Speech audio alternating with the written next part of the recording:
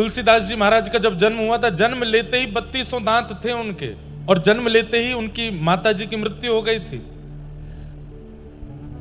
लोगों ने उनको अपशकुन माना, जन्म लेते ही अपनी मां को खा गया, ऐसा लोग कहने लगे। अयोध्या में सिया जी जिनको अपना भाई मानती थी, ऐसे मामा प्रयागदास, उनका नाम ही मामा प्रयागदास है, क्योंकि सीता जी उनको अपना भाई मानती थी, इसलिए अयोध्या के सब संत उनको मामा जी बोलते थे। मामा प्रयागदास जी, बहुत वर्षों तक तो इनका जन्म नहीं हुआ, और जब संतों की कृपा से जन्म हुआ, मातृ गर्भ में आते ही पिताजी रोगी हो गए, और प्रयागदास जी का जन्म होते ही पिताजी की मृत्यु हो गई। मतलब यहां मां ने बालक को जन्म दिया, पति की मृत्यु हो गई। और जब मामा प्रयागदास जी पहली बार चलना सीखे तो घर में आग लग गई, पूरा घर जल गया, संपत्ति खत्म हो गई।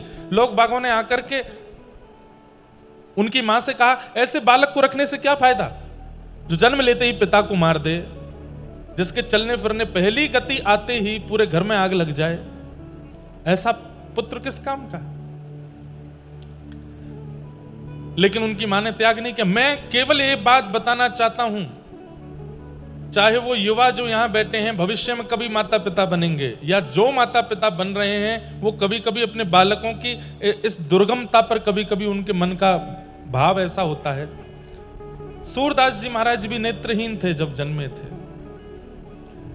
एक बात याद रखिएगा, ये पंच इंद्रियां जो है ना, बहुत ध्यान से सुनिएगा, आंख, नाक, जीव, कान और त्वचा, ये पंच इंद्रियां यदि हमको प्राप्त हैं, इसका मतलब हम खतरे में हैं।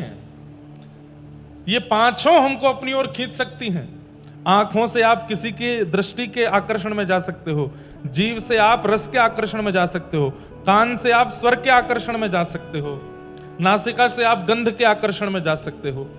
लेकिन अगर ठाकुर जी ने किसी बालक को या किसी जीवात्मा को इंद्रिय मुक्त करके भेजा, किसी की 3 ही इंद्रियां हैं, किसी की 2 ही इंद्रियां हैं, किसी की 4 ही इंद्रियां हैं, तो एक प्रकार से ठाकुर जी ने उस इंद्रिय से उस व्यक्ति से पाप ना बने, उससे उसको बचाया है, उससे उसकी रक्षा की है।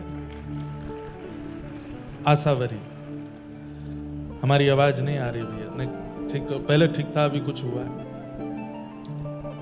एक बहुत सुंदर पद है, आज उन बालकों को देख करके मन में आ रहा था, और मैं वहां भी बोल के आया, मेरी तो वो समझ नहीं रहे थे, सुन नहीं सकते थे, उनके एक मास्टर जी इशारा कर रहे थे उनके सामने। मैंने कहा कि मेरे पास नेत्र हैं, तो यहां से मुझे नीचे उतरना है, ये मुझे दिख रहा है, मुझे उतरना पड़े। अगर मैं यहां से गिर जाऊं तो लोग बात क्या कहें, भैया देख नहीं रहे हो क्या, दिख नहीं रहा है क्या।